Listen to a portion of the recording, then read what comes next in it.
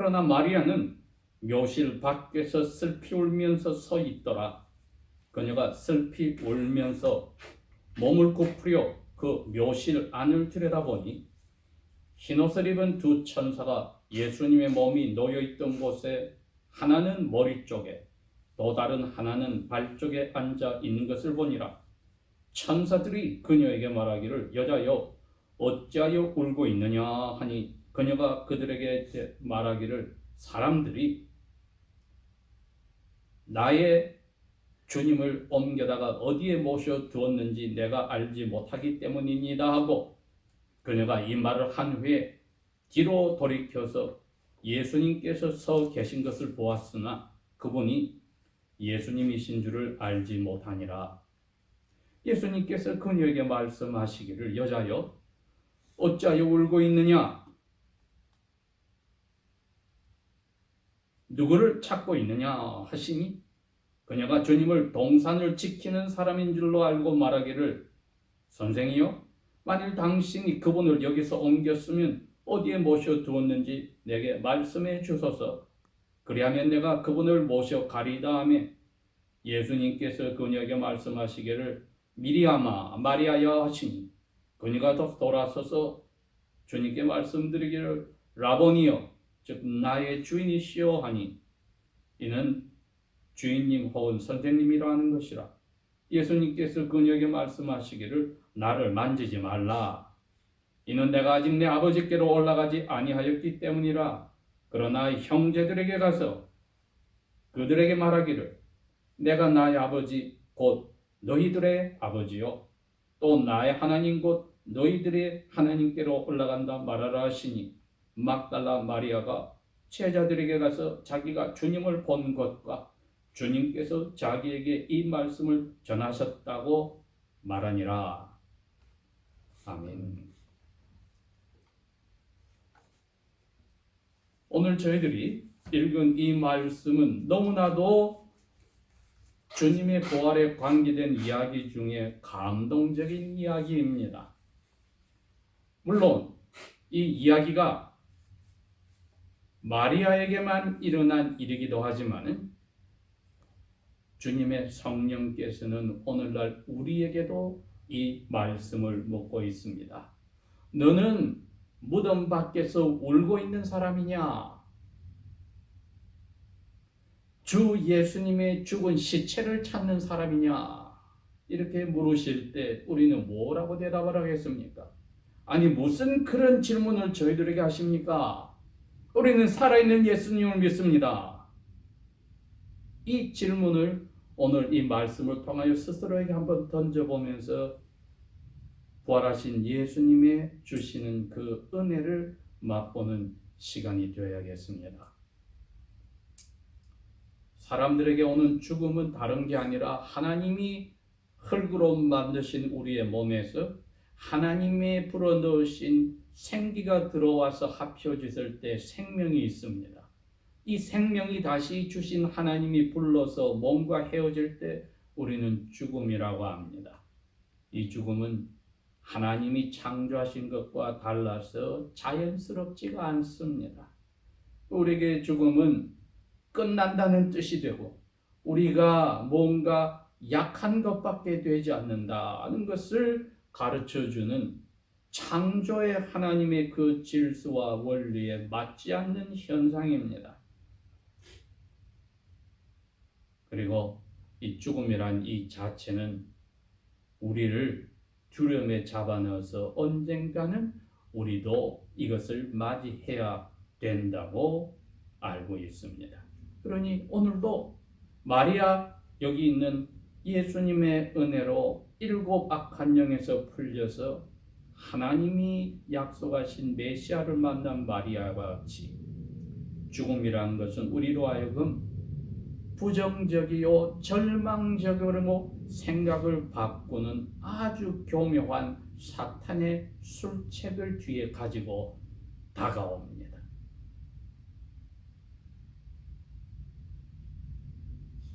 그러나 그리스도인에게는 이 죽음이 우리 자신의 살아있는 삶을 되돌아보게 하고 우리 삶의 우선순위들이 1, 2, 3, 4, 5가 무엇인지를 생각해 보기도 합니다. 그러나 대부분의 사람들은 이 죽음 자체를 생각하고 싶지 않아서 다른 것에다 자꾸 우리의 생각을 옮기려고 합니다. 일에도 투자를 하고 어떤 사람들은 인간관계에다가 어떤 사람들은 보이지 않는 그 취미생활에다가 이 모든 것에 스포츠에다가 이런 관계로 해서 죽음 자체를 잊어보려고도 노력을 합니다. 그런데 이 죽음이 우리에게 두려움이라는 것을 가져다 주니까 잊어버리려고 노력하는 것을 생각할 때에 많은 두려움들이 이 죽음과 관계됩니다. 나 혼자 쓸쓸하게 죽을까 하는 두려움도 있고, 야, 죽는 순간에 얼마나 힘들까 하는 것도 있고, 죽고 나서 우리에게 어떤 일이 생길까 하는 불안도 있고, 사랑하는 사람하고 헤어진다는 것에 대한 불안도 있고, 언제 올지 모르는 것에 대한 불안, 결국은 아무것도 우리가 알 수 없는 그것이 다가온다는 것에 대한 불안, 그리고 우리가 죄가 있는데 죽으면 어떻게 되지? 그리고 죽고 나서 신이 있어서 신의 앞에 우리가 가게 되면 어떻게 되지 않은 이런 불안들이 있습니다. 그러니 이것을 잊어보려고 별의별 수단을 많은 사람들이 쓰며 심지어는 하나님의 자녀들까지도 죽음 자체를 잊어보려고 살아있는 것에 자꾸 신경을 쓰는, 마치 죽음이 가져오는 부정적인 것을 긍정적인 것으로 바꾸려는 데 신경을 쓰기도 합니다. 그러나 그렇게 해서 죽음이 사라진다면 얼마나 좋을까마는 그렇지가 않습니다. 왜? 죽음 자체가 죄가 가져온 문제 덩어리이기 때문에 피할 수가 없습니다. 예수님이 살아계실 때도 죽음은 피할 수 없는 것이었습니다. 심지어 예수님도 죽음을 피할 수가 없었습니다.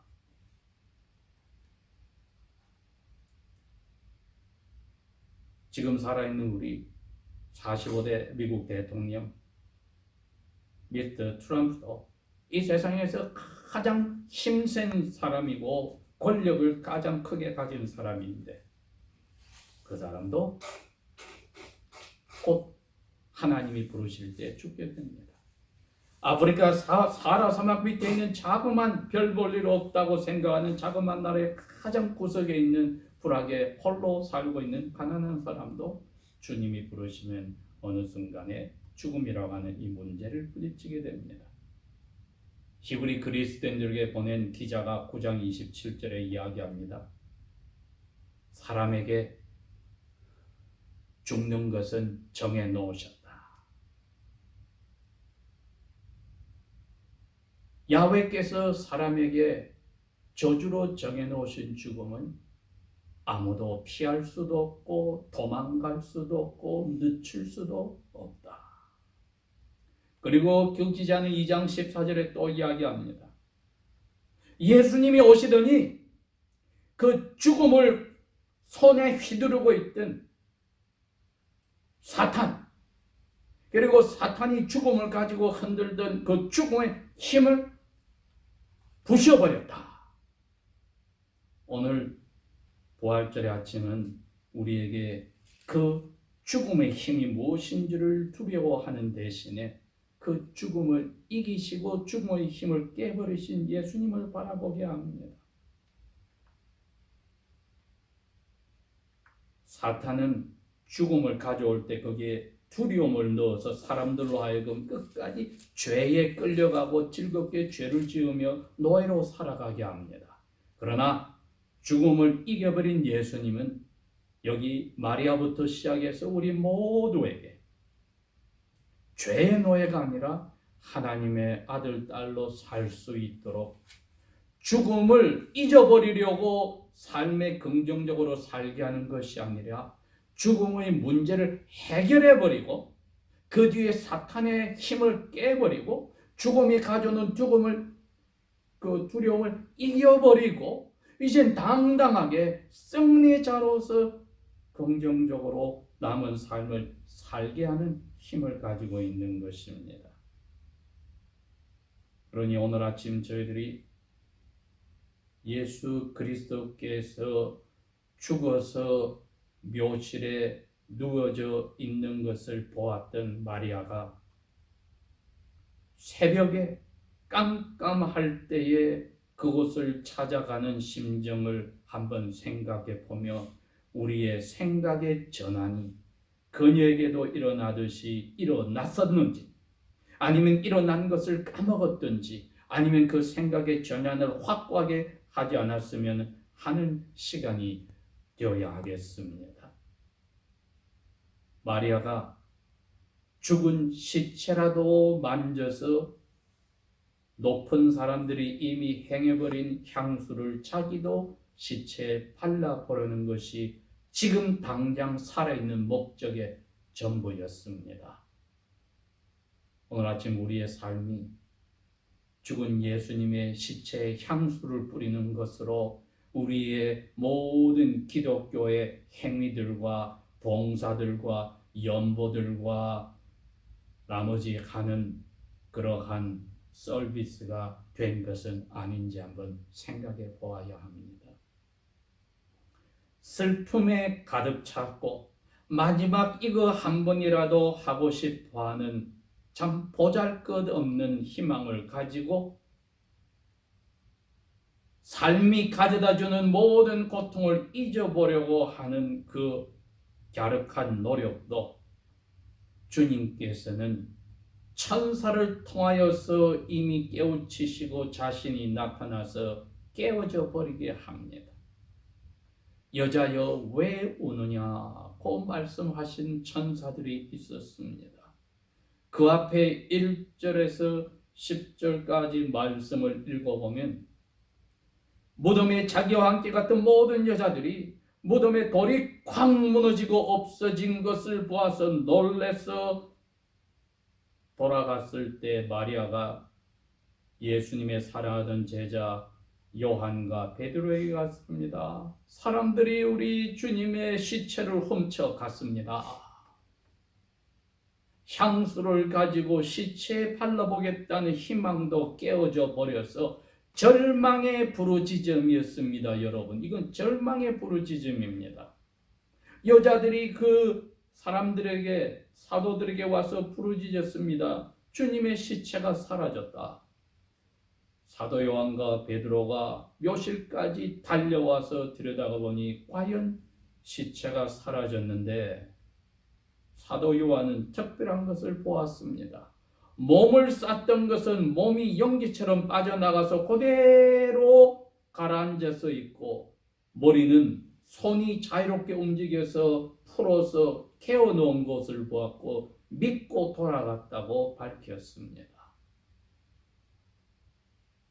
그런데 마리아는 아직까지 묘실 밖에서 울고 있다가 묘실 안을 들여다보았는데 얼마나 자기의 자그마한 시체를 보려고 거기에 향수를 바르려 하였던 이 보잘것없는 희망이 사라졌든지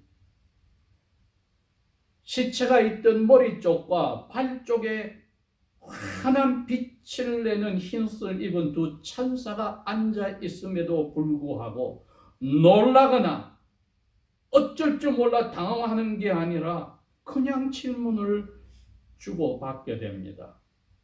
놀라지를 않습니다. 천사들이 여자여 어찌하여 우느냐. 이스라엘 사람들은 이러한 환상과 기적을 너무나도 중요시하는데 정신이 어리 빠진 마리아는 천사들의 질문을 하면은 제가 그 자리에 있다면 놀라 나자빠졌을 건데 질문의 대화가 이렇게 나옵니다. 제가 읽어보겠습니다.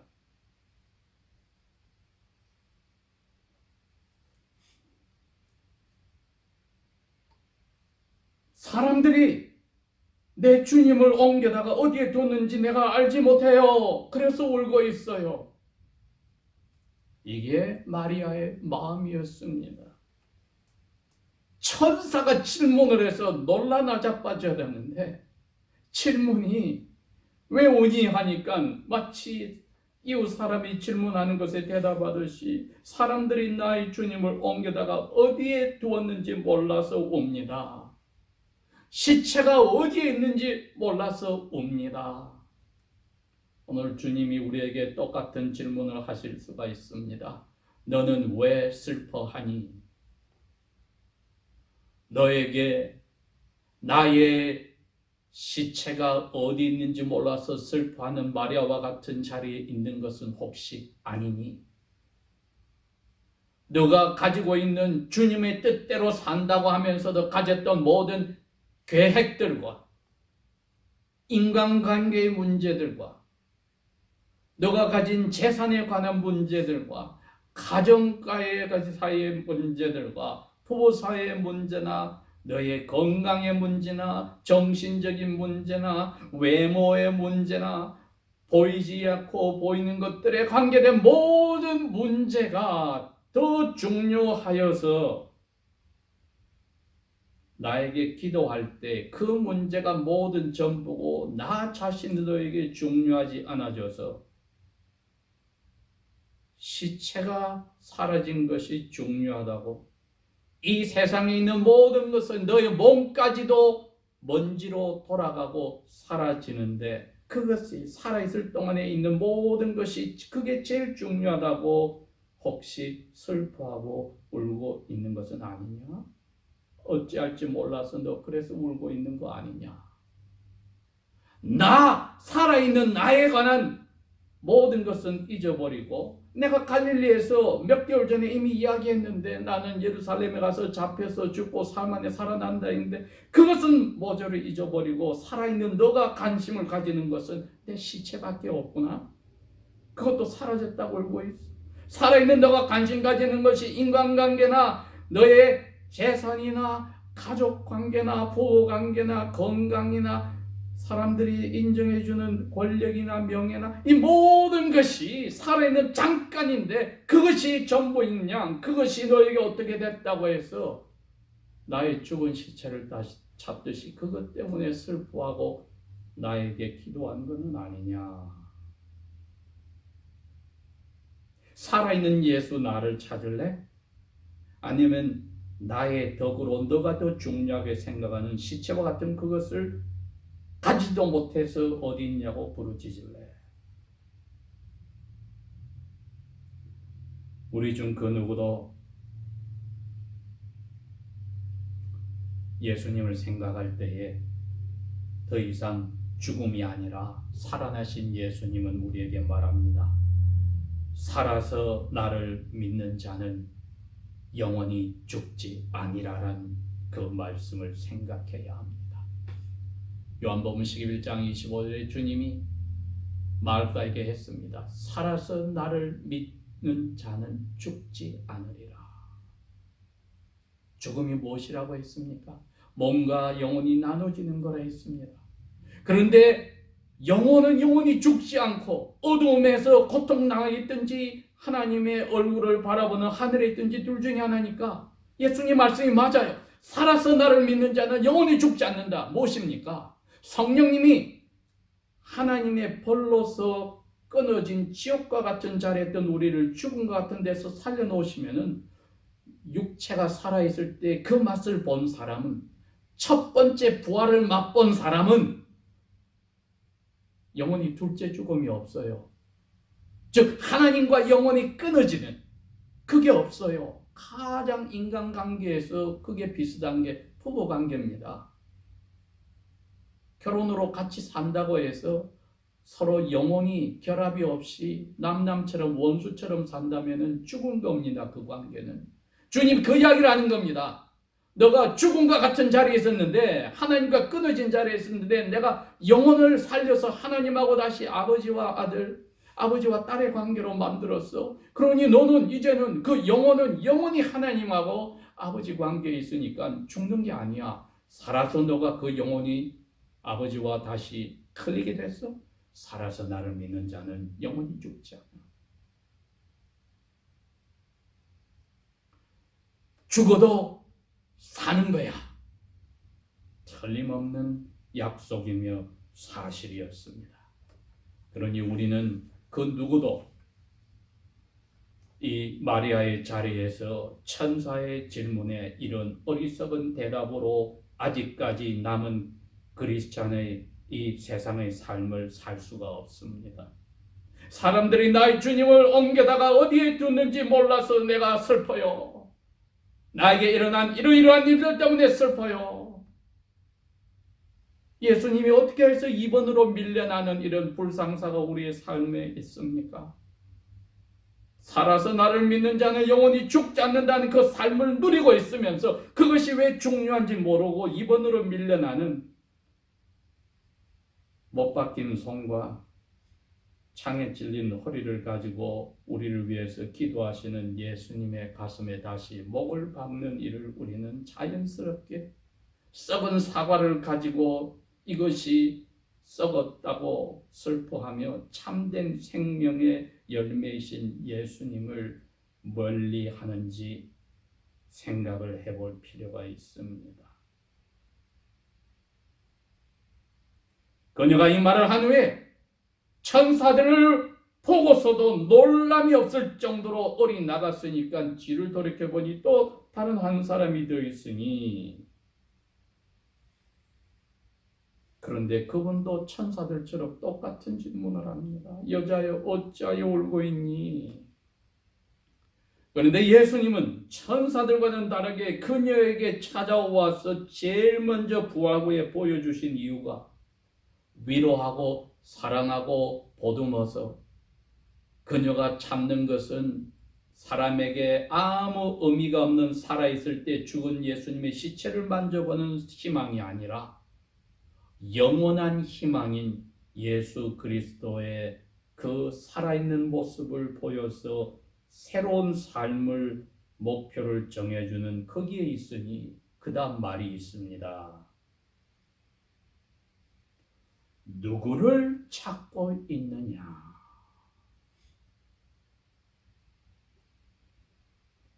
마리아는 변함이 없이 대답합니다. 선생님, 만일 당신이 바로 그 예수님의 이 죽은 시체를 여기서 옮겼으면 어디에 모셔둔지 내며 말씀해 주세요. 그래야면 내가 가서 그분을 모셔가리다.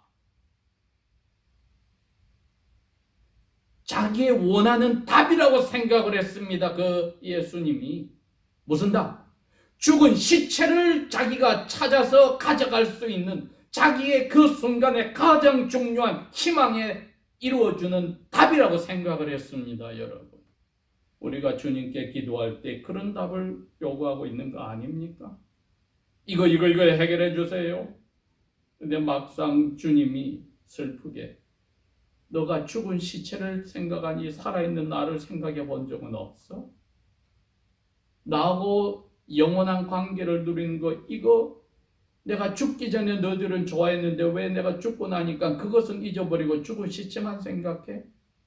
예수님 덕분에 우리에게 이루어지는 모든 일을 우리가 더 중요시하고 예수님과의 관계를, 그리고 예수님을 통하여 아버지와의 관계를 우리가 밀어버린다면 너무나 가슴 아픈 예수님의 가슴을 찌르는 답답한 우리의 어리석은 삶이 아닐까요? 이제 예수님께서 사랑으로 오셔서 고개를 갸우뚱하고 돌아가던 베드로에게도 아니고 자기가 평소에 그렇게 사랑하시는 사도 요한도 아니라 가장 인생의 나락에 떨어져서 7영에게 고생하다가 풀려나 이제 죽은 예수님의 시체만을 만지고 한 번 향수를 뿌려주는 것으로 자기의 삶의 전부를 걸었던 마리아에게 드디어 말씀하십니다. 마리아야, 미리엠. 이 이름 하나에 여자 제자로서의 마리아는 인생이 180도로 바뀌게 됩니다. 살아있는 예수님과의 관계가 제일 중요하다는 것을 깨닫게 되는 시간이 다가왔습니다. 여러분, 그것이 오늘 예수 그리스도께서 성령의 감동으로 사도 요한을 통하여 이것을 써놓으신 이유입니다. 살아있는 나 예수와 관계가 중요하다. 죽음은 이미 구약 성경에서 말한 대로 그 사슬이 힘이 사라졌다. 너희들이 잠자서 자는 순간에 영혼이 나와 함께 하늘에 있게 되는, 죽음은 하늘로 가는 큰 열린 대문과 같느니라.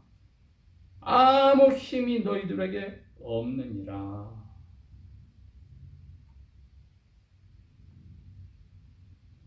라보니여, 순간적으로 마리아는 캄캄한 길 잃었던 어린 양의 자리에서 목자의 품에 안긴 이와 같은, 지옥과 같은 자리에서 하늘에 오른 것과 같은 삶을 맛보았습니다. 인생이 다시 재정립이 됐습니다. 시체가 아니다. 난 이제 시체를 찾는 게 아니다. 예수님의 이름을 이용해서 내가 무엇이 아니라 예수님 자신, 살아있는 예수님을 내가 이것을 찾아야 된다. 왜? 예수님이 마리아야 불러서 돌려주었기 때문입니다. 우리가 다 그 죽은 것을 찾는 데에서 돌이킴을 받은 사람들입니다. 그래서 Christ in a man, Christian, 우리가 그리스도인으로 불리는 겁니다. 살아있는 예수님이 우리 안에 있는데 왜 다른 것에 우리가 더 신경을 쓰고 더 중요하다고 하는 어리석은, 주님의 가슴을 아프게 하는 일을 계속할 수 있겠습니까? 왜 우느냐? 시체가 아니라 살아있는 나를 보라 하고 이름을 불렀을 때에 예수님의 발을 잡으려 할 때 그럽니다. 17절에 나를 만지지 마. 순서가 있어. 내가 아직 내 아버지께 올라가지 않았어. 그러나 나의 형제들에게 가서, 제자들이란 말도 하지 않습니다. 사도들이란 말도 하지 않습니다. 친구들이란 말도 하지 않습니다. 형제들에게 가서 말하기를, 내가 내 아버지께가 너희들의 아버지야. 나의 하나님께가 너희들의 하나님이야. 우리가 이제 한 가족이 되었어. 그 말해줘. 마리아는 주 예수님과의 관계가 회복이 되니 모든 것이 만사형통입니다. 제자들에게 갔습니다. 주님을 본 것과 주님께서 자기에게 이 말씀을 명령한 것을 이야기했다. 1912년 뉴저지 핀만이라는 조그만 도시의 지하실에서 추운 겨울에 C. 어스턴 마일즈란 분이 성령의 감동으로 찬송 가사를 썼습니다. 우리가 잘 아는 찬송가 저 장미꽃 위에 있을, 아직 맺혀 있는 그때에 마리아의 귀에 은은히 소리 들리니 주님 음성 분명하다. 주가 나와 동행을 하면서 나를 친구, 형제 삼으셨네. 우리 서로 받은 그 기쁨은 알 사람이 없구나. 그 청아한 주님의 음성, 울던 새도 잠잠게 하는데 내게 들리던 주님의 음성이 늘 귀에 쟁쟁하구나. 주님께서 나와 동행을 하면서 나를 친구 삼으셨네. 우리 서로 받은 그 기쁨은 알 사람이 없구나. 밤 깊도록 동산 안에서 살아나신 주님과 함께 있으려 했는데 이 괴로운 세상이 할 일이 많다고 나를 가라고 명령하시는구나. 주가 나와 동행을 하면서 나를 친구 삼으셨구나. 우리가 서로 받은 그 기쁨은 알 사람이 없다. 이분이 이 찬송을 고백하였습니다. 마리아에게 주님께서 똑같이 그 음성을 들려주셨을 때 제자들에게 자기가 혼자 가지는 기쁨을 나눠줘야 되는 것이 더 중요함을 주님이 깨우쳐 주셨을 때에 가서 2000년 새로 시작하는 종교 기독교에서 첫 번째 전도인이요 선교사로서 7 악한 영에 시달렸다 새롭게 주님을 만나 하나님의 딸이 된 마리아에게 주님께서 그 의무와 특권을 주셨습니다. 낙원의 회복이 사탄에게 속았던 여자에게 내려진 그 멍에를 벗어버리고 같은 여성을 통하여 주님의 부활과 모든 하나님의 자녀들이 슬픔과 아픔 속에서 헛것을 찾으려 할 때 살아계신 주님을 기쁘게 맞으라고 인생을 다시 정립하라고 외치는 첫 번째 선포자로 삼으신 것은 나그네 회복이요, 앞으로 올 새하늘과 새 땅에서 주님과 함께 살게 될 주님의 얼굴을 보고 부질없는 것에 시달렸던 모든 세상의 걱정 근심을 잊어버리는 나를 생각하며 오늘도 살라고 물으십니다. 왜 우느냐? 이제는 답할 수 있어야 됩니다. 헛된 것 때문에 그것이 이루어지지 않아 슬퍼 우는 게 아니라 그것 때문에 주님을, 살아있는 주님의 사랑과 아버지의 은혜를 놓쳐버리고 어리석었던 세월을 슬피 우니 이제 그 주님의 음성으로 영원토록 저와 함께 하소서. 기도하겠습니다.